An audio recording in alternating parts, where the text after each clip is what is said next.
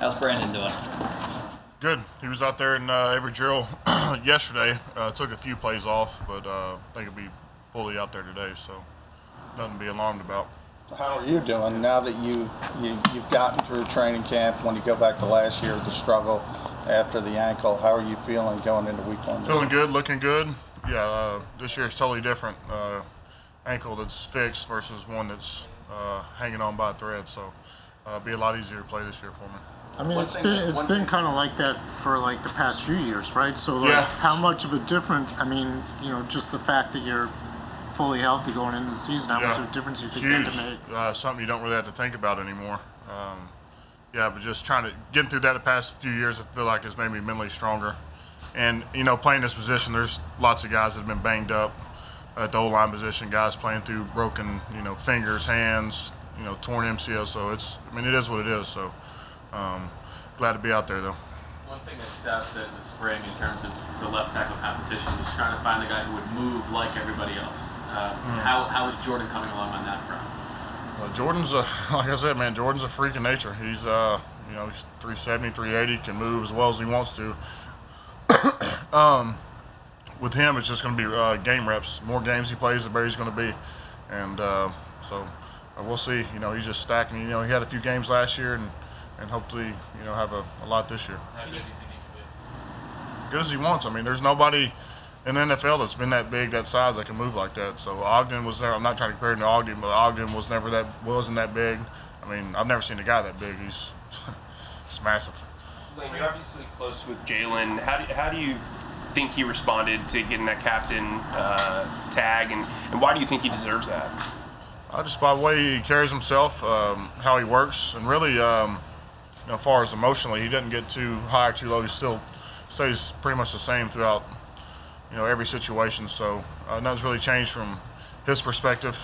He's going to keep leading us like he's been doing and keep stacking days. So, but yeah, he's always pretty mild mannered. With Mailata, can you put into perspective the type of accomplishment it is to go from never playing football and it's then unreal. 3 years being It's unreal. I think a lot of it goes down to Coach Stout, Roy.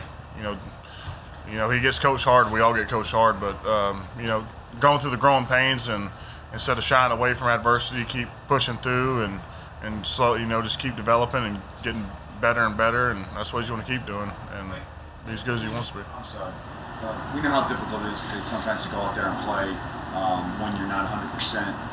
Is it harder to go out there and play and be mentally sound if you haven't played in a while and you're coming off an injury?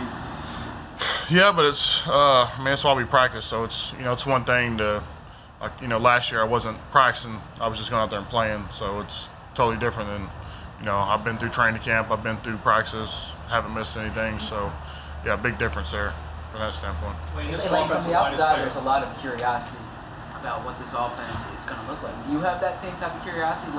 Yeah. I mean, we're practicing. We're ready to go put it on display. So, but yeah, we have lots of big-time weapons. Stay healthy up front. I think we can be a good group. So, but it all starts this Sunday. I guess a better way to ask that too was, your rookie season, and then in 2016, after that first game, you guys said you didn't know how it would look on the field, right? Yeah. In your own mind, are you curious about what it's going to look like? Yeah, I mean, you see plays being made in practice, and you see good stuff, and now you just want to put it out there for the world to see on full display. So that's what we've been building towards, and been looking, like I said, lots of weapons. So I like when guys catch touchdowns and make big time gains. Makes it a little bit easier for me. So The offensive line has played a lot of snaps together, with the exception of Mailata. Is it easier to pick up the cohesion and the chemistry you need from a unit like that right out of the gate, or is it something that you continue to build week in, week out? I mean, it's really continuing to build week in, week out.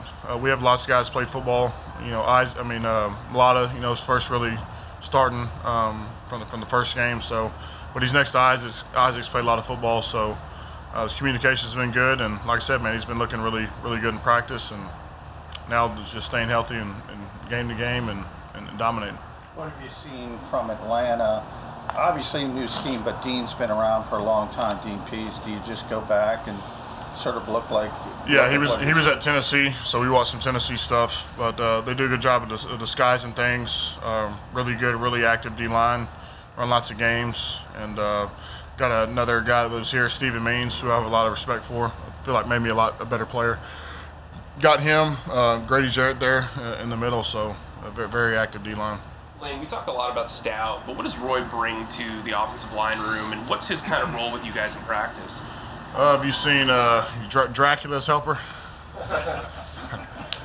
No, Roy does a lot of work for us, as far as helping us develop an O-line, and then all the scout team looks. So drawing up the cards of the defense that that's presented every week. So that's a big responsibility. I feel like it's overlooked, but he does a good job getting us prepared and developing the younger guys.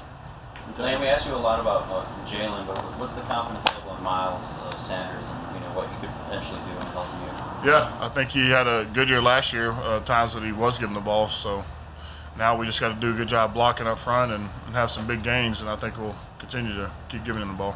Let's take a few more. Talk to JP at all? Talked to JP. He sent me some pictures of the Chicago facility, and that's really about it. I know he's getting ready for week one. I'm not sure they played week one, but it's weird seeing him in a different jersey. But yeah, we miss him. We all miss him. Now that you've been doing this for a while, do you have a good feel, like heading into a season, what kind of team you have, and what your feel? Yeah, I feel our talent level is up there. I feel like we've done some good things out there in the practice field, but like I said, you don't really know what you have first couple games. Like even during the Super Bowl year, we didn't really know what kind of team we were going to be till really the Chargers game. So it's going to take a few games to kind of see what your identity is and kind of form that. And it's not going to be a one-game deal. It's going to be a several-game event. With you and Zach coming into the league together, how much does it mean to you to still have him be part of this team? It was huge. Yeah, I didn't know if he's going to be. I mean, that was a big deal this offseason, not knowing if he's going to be here or not. But he's been looking really good in practice. New hairdo. I think we have a new hairdo coming for somebody. I think y'all see that soon. I'm not going to give away any names, but so it's going to look like Zoolander around here. So.